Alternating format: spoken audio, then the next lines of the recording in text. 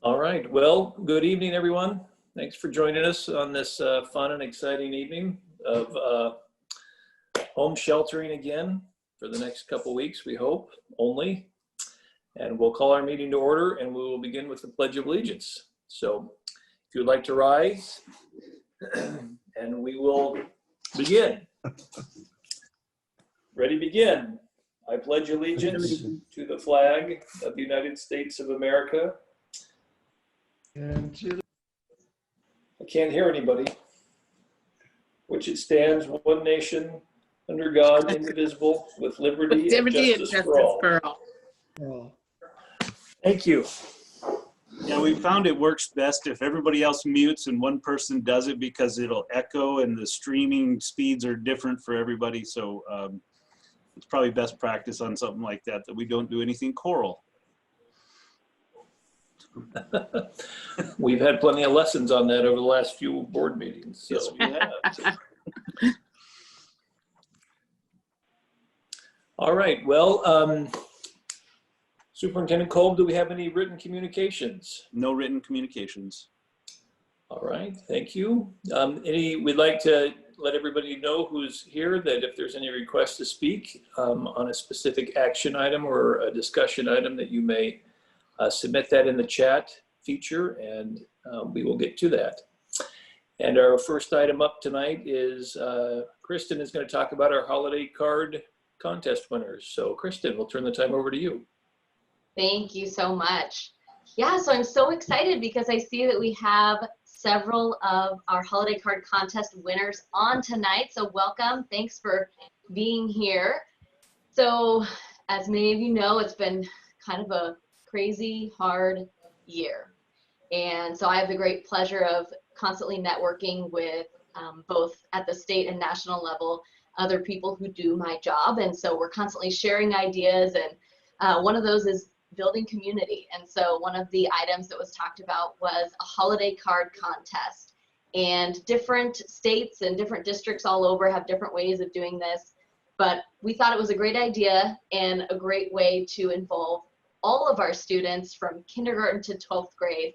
And so I met with all of our schools, and thanks to some great ideas from our staff, we came up with the idea to do a district-wide contest so that we could involve all of our kids across all 11 of our schools, so all of our elementary, secondary, and GP online. And so we got started back in October, I believe, so trying to talk about the holidays in October, just having everyone shift and think about Christmas and Thanksgiving and winter and New Year's. Everyone was wanting to draw about Halloween at the time. So we're like, no, this is for the holidays, and we're just getting started early because there are all these steps that have to be taken to go from an idea to getting all these wonderful cards into print. And so we're going to show you those in just a little bit. And so basically we had schools pick winners in each category, K1, 2, 3, 4, 5, 6, 8, 9, 12. And then those winners went on to district level judging. And then thanks to a great idea over at Parkside Elementary, we threw in 2 People's Choice Awards by opening it up to our community to vote. And we had hundreds of people sharing the contest and voting. It was a lot of fun. So we ended up with 6 total winners because we actually had 1 tie. And so I want to recognize each of our extremely talented winners now. In 2nd grade, we had Emma B. from Allendale, who had this Happy Holidays snowman. And then our next winner, Pacey S. in 4th grade at Redwood Elementary. And we had Pirata G in 6th grade at South Middle School. And this was a tie with, I believe the next one is Delana R. in 6th grade at South Middle School as well. And then at the high school level, Katrina R. in 12th grade at Grants Pass High School. And the next ones are our People's Choice. So for our K5 winner of People's Choice, that was Emma B. I believe. Is that Emma B? There we go. Yes, Emma B. 2nd grade Allendale. I've been looking at these pieces of artwork that I'm starting to memorize them. And then at the secondary level for 6th through 12th grade, we had Delana R. in 6th grade at South Middle School. And we all invited them to join this board meeting virtually. So I just want to virtually present them with their prize pack. So all of the winning students will be receiving a stack of their artwork printed on cards with envelopes. We've got a certificate for them as well that will be signed by Superintendent Kolb and Board Chair Nelson. And then we also have a Dutch Bros gift card for each of our winners. So I just want to virtually congratulate all of our amazingly talented artists. It was so difficult for everyone who voted to choose because we've got some talent here in GP. So congratulations. Well done. And then I do just want to add that we actually had several requests from people who wanted to buy the students' cards. A lot of you are way better planners than I and actually send out holiday cards each year. And so thanks to some work from our team here, usually we do things with cash transactions. And so even just setting up an online payment system in this COVID world that we're living in required a little extra elbow grease. And so I'm super thankful for our team here at the district office to get an online payment system up and running. And so we've had some people purchasing cards, and we're going to be doing a drive-by pickup event to try to keep everybody safe. We'll be doing that next week. And so if anybody is hopping on and wants to be able to purchase a variety pack of the student artwork, you can head to our website and purchase them there. And so that pickup event will be next Thursday, December 3rd. Any questions? Hey, do any of our winners want to hop on and say anything? I can see a few people. Thank you. Yes, Katrina, our 12th grade winner. Congratulations, Katrina. Well done. I see Piranha's That's on there. great. Hi, Congratulations. Piranha.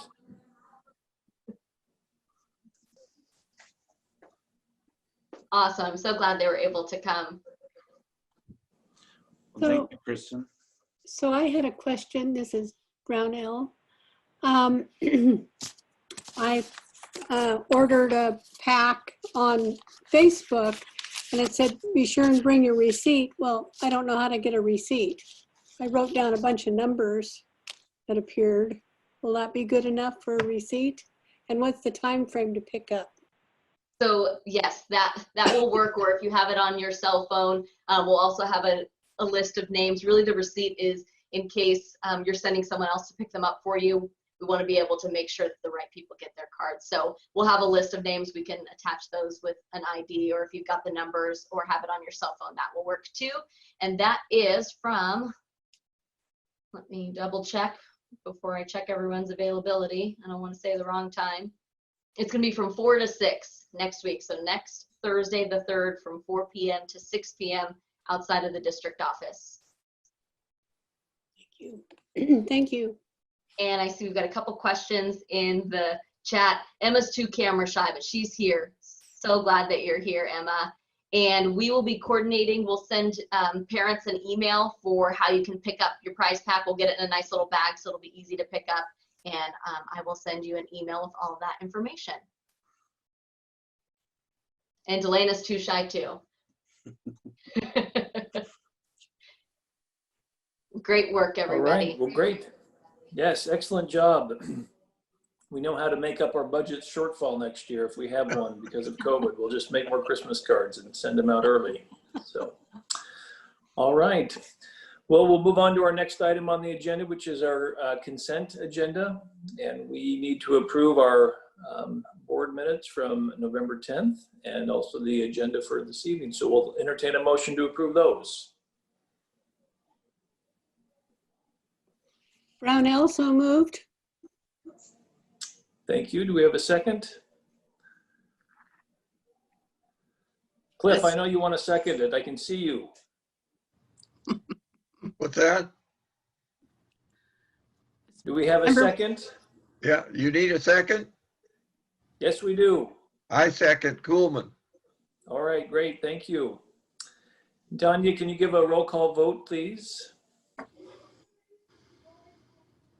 Member Brownell, Yes. Member Durbin, Yes. Member De La Grange, Yes. Member Coleman, Yes, Member Richardson,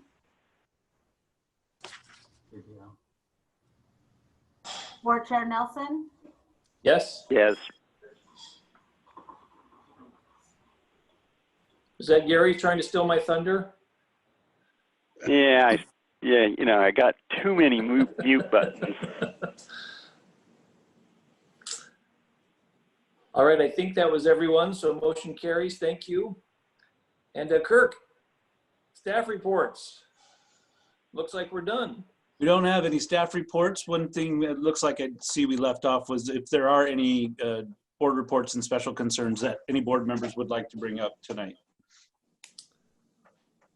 I would like to say, this is Member Wilkins, that I attended the conference. I saw lots of us all there. And it was interesting times, but what a great conference, lots of info. I certainly have a new respect for our teachers and students. Zoom fatigue is real. All right, anybody else?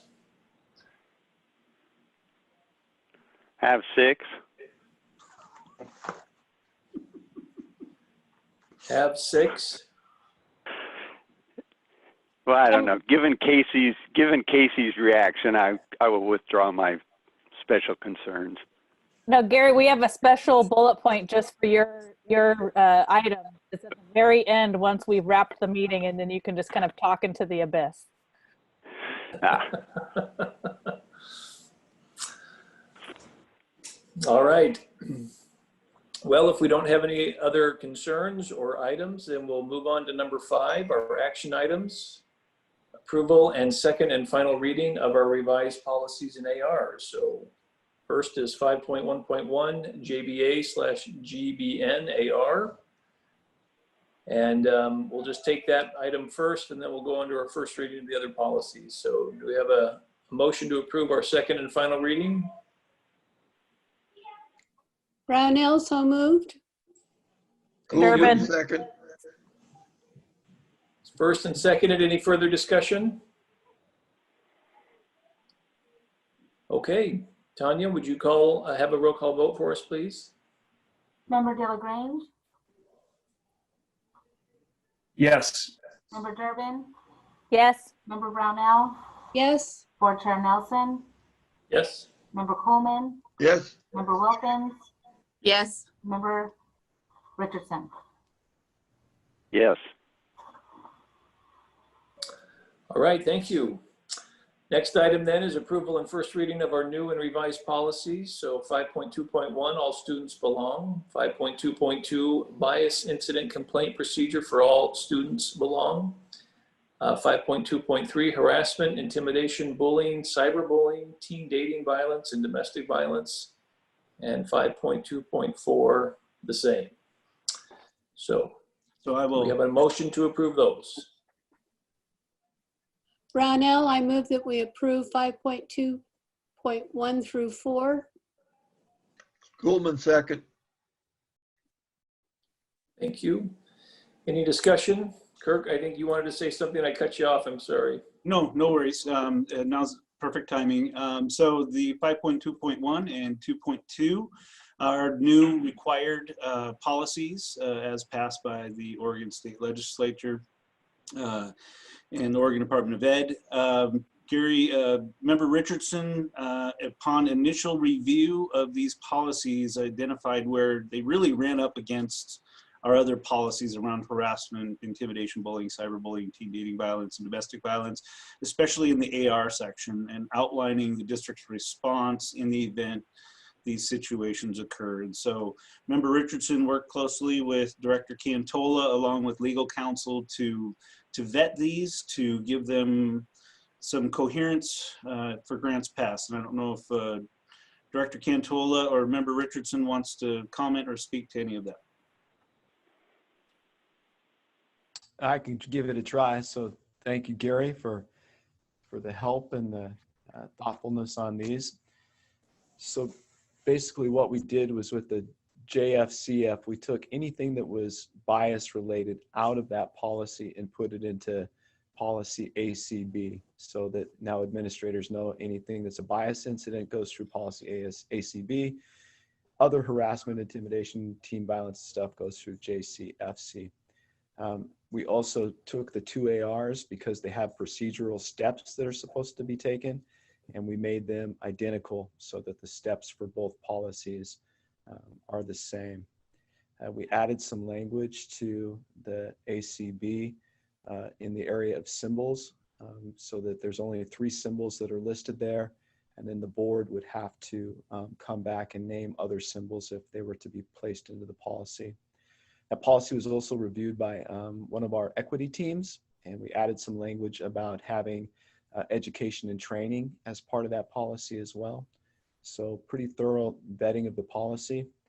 One of the things you probably heard at your convention was that a good thing to do before you approve this policy is to get the information as to what incidents and things have occurred as may relate to these policies. So we did the research on the symbols, the noose, the swastika, and the Confederate flag, and promise this won't take very long, but I would also promise Gary that I would go over this, and so I want to give you the information. So this year we do have already language in our student handbooks at the secondary level that say no Confederate flag should be worn, displayed, or shown on campus. And in terms of the Confederate flag in 2016, we had a student that had the Confederate flag on a piece of PVC pipe on his truck, kind of over by the welding area. It was brought to our attention by a staff member. It was causing a disruption among some of our students that it was there. And so Mr. Gerardslow went up, asked him to remove the truck and flag, and he complied quickly. And we did not have that truck back on campus again. In 2018, during the student walkout following the tragedy in Florida, we had a parade around the school. One of the students on the other side of the street carried a Confederate flag walking across the street on his shoulders. He put that away prior to returning to school. He was off campus. No discipline occurred because he was off campus and such. Did cause a disruption though. People were not very happy that that took place. We had a young man who had a Confederate flag on his sweatshirt, and we asked him to remove the sweatshirt. He did without incident. And then another student liked to have a Confederate flag on his pickup truck, but he was one who would park off campus. He would not bring his truck on campus because he knew that it was potentially something that we shouldn't have on campus. So those are our incidents with the Confederate flag. Swastika, a little more disciplinary action on those. 2017, we had a student who was expelled for vandalizing a bathroom. Then that vandalism included putting swastikas up in the bathroom along with other racial slurs. We had a middle school student who was disciplined as part of an expulsion process. That wasn't the only reason he was expelled, but it was a chronic conduct thing. And one of the things on the long list was writing swastikas on other students' folders. And then we had a student who wrote swastikas on another student's desk in high school, and that student received some disciplinary consequences too, was not expelled. Those are the only incidents that we could find, had some help with the assistant principals. As far as the noose goes, we know in the times that we live that could certainly cause a disruption, but we do not have in the last 8 years any recorded incidents involving a noose. So that is the report on the 3 symbols listed in our policy. Danny, these are all within the last 8 years. Is that what you said? They are within the last 8 years. Okay. Thank you, team, for the legword, and Gary, thank you for catching and noticing and doing all the work here for this so we don't run into future confusion and issues. So I did have some comments related to this. Really, if you look at our harassment, intimidation, bullying, cyberbullying, all that, we had adequate tools in place to prevent incidents really that this new policy addresses. And so it's almost like this is a reaction to our failure to follow the policies we already had. And so that causes frustration with the public, which winds up at the legislature, and we get new laws and rules and stuff like that. So I guess one thing about it is this is just another policy that really, in terms of what we're going to do, isn't going to change anything if we don't change. And so a little bit, I'm trying to say that we have to internalize our own policies and actually act on them in the correct way, and then we wouldn't have this kind of additional paperwork being thrown at us because it wouldn't be necessary. So I don't know if that makes sense. I mean, we already had this stuff. We just need to follow the stuff we have in place. So that's my comments about the policies. Gary, are you speaking on a statewide perspective, or are you speaking on a school district hasn't followed the policies in place perspective? Well, yeah, I'm not saying that specifically with District 7. It's, I guess you could call it our social compact, not only here in Oregon, but across the country. And some of those things get reflected back to us. But even here, we've had our incidences that we haven't handled in a way that causes our local population to feel like they've been treated fairly.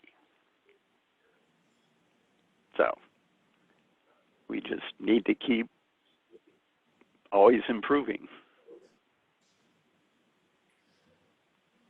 So Danny, with regards to that, do we feel that we are good about following our policies? And the incidents that we heard about tonight all seem to have been addressed. Do we feel that we're missing things? I think we follow the policies when we hear about it or when it's brought to the administrative attention. I do think there are things said in hallways and things like that that aren't always brought to the attention of administrators. That I've heard when we have tied meetings and things like that from kids. But I do feel like that administration right now, especially Keith Jarslow at the high school, does a really good job of investigating things when they come. So, I mean, that doesn't mean that we're bulletproof or don't do it. Sure. Couldn't do better. And I would give the high school some credit. Ryan's done a really good job of promoting equity. The equity team that reviewed this policy is a group from the high school. We wanted to make sure that they saw it. Ryan has done a really good job of having his administrators go out at that first week of school. They go to every classroom, they go over the student handbook, and for the last several years, the point of emphasis has been about bias. It's included things like, hey, even if you think you're joking, it's not perceived as a joke when people hear some of the slurs and put downs and things like that. And so I would say over the last 2-3 years that they have made a real concerted effort to change the perceptions at the high school. So more to go.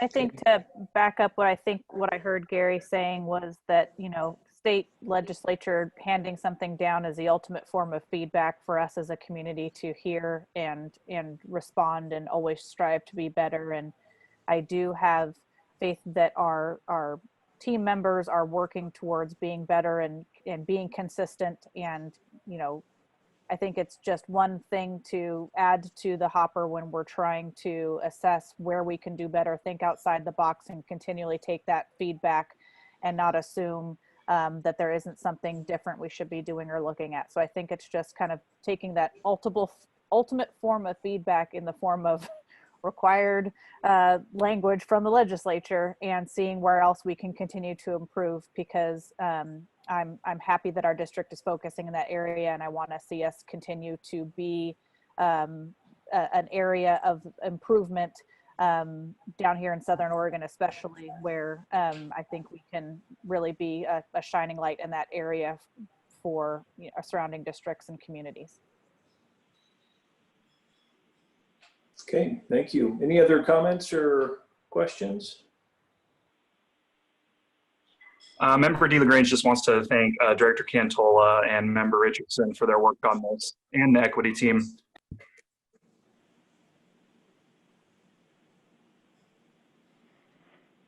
All right. Well, thank you. Let's have a roll call vote. Tanya, would you proceed with that, please? Member DeLagrange, Yes. Member Durbin, Yes. Member Brownell, Yes. Board Chair Nelson, Yes. Member Coleman, Member Coleman, Did you say Coolman? yes. Yes. Member Wilkins, Yes. Member Richardson. Yes. Okay, thank you. So those motions are approved. So our next date for our next board meeting is going to be on the 8th of December. And it will be at 5 o'clock, unless otherwise specified. So I don't, sorry, go ahead. Member DeLagrange, I just wanted to mention to the other board members that aren't on the property committee that we're going to be having a property committee meeting right before that December meeting. And I guess we'll have to wait. I haven't seen if the governor's extended the slowdown period or not, but I'm assuming if things get back to our previous normal that we can meet in person. Otherwise, we'll be doing this on Zoom again. So if she extends it out through Christmas and the New Year, which I think is a really real possibility. So, all right. Well, that was one question I had. I mean, I looked at the executive order and I didn't see that I didn't see a section that addressed essentially our board meeting that we were holding semi-Zoom bi-weekly. So there was not a section that specifically addressed to board meetings.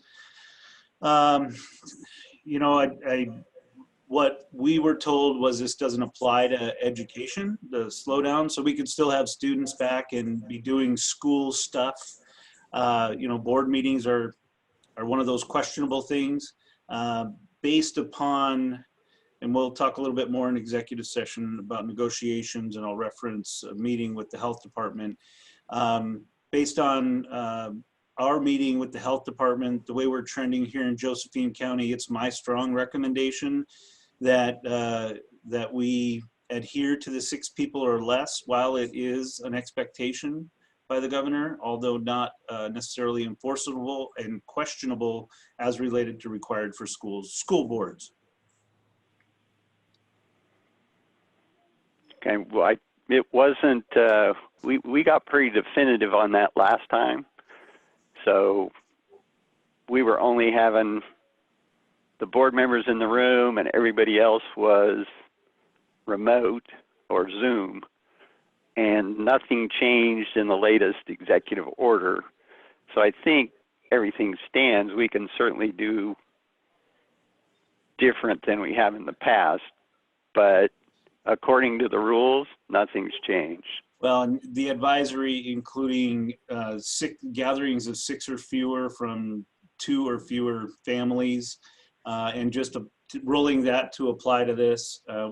Granted, we're not having Thanksgiving dinner. Sorry about that, Gary, but just taking a look at the expectations out there and reasonably applying them to what we're doing here. Yeah, I would agree. I think it would set the wrong signal if we elected to gather when everybody else is being asked to stay home. So I hope it's just for the next couple weeks, but we'll see what happens. And who's to say which board members would feel comfortable meeting in person?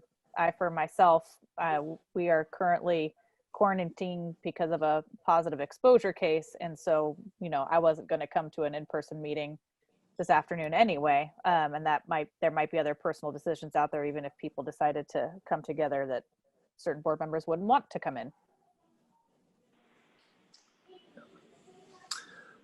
All right. Well, we will end this session, and I believe we have an executive session right after. So I'll see you on the flip side. And So we'll adjourn our meeting. Board Chair Nelson, sorry to interrupt. This is Director Bloomquist. I have an oops that I just need to put out there, and you're seeing hopefully Ivy's first grade card that she created. So it just was on the left-hand side and didn't get in there. I just wanted you all to see it as part of the complete set. And Kristen let me know that, and I apologize. Yeah, so yes, we can let the record reflect IVE first grade or at Allendale for our K1 winner. Want to make sure we're able to recognize each of our students. Thank you, Director Bloomquist. No problem. Thank you. Off to executive session.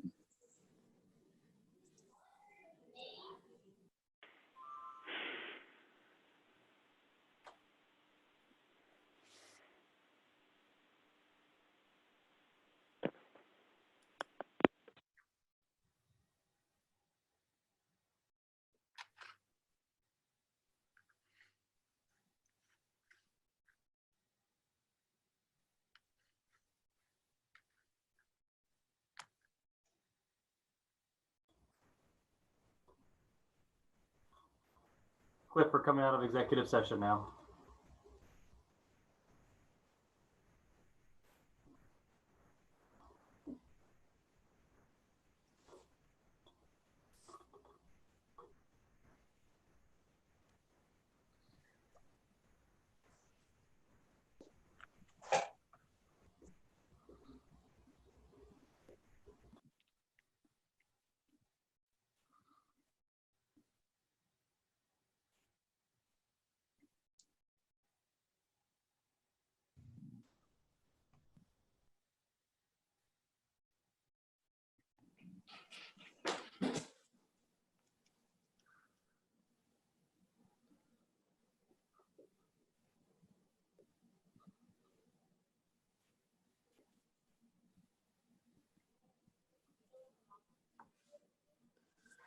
Looks like we're just waiting for Gary. Is that right?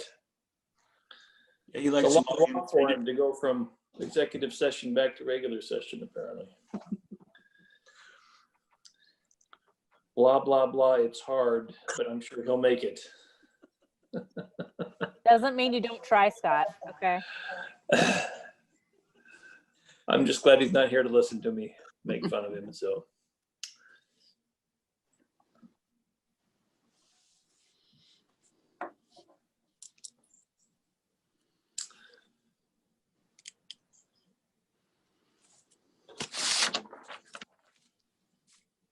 I think he's in now on audio.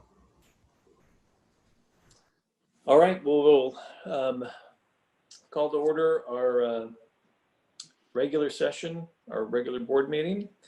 And we will now have the last item on our agenda, I believe, is just to approve the MOAs. Is that correct? I don't think there's anything else. So do we have a motion to approve those? This is Member Durbin, so moved. This is Member Wilkins, second. Any further discussion?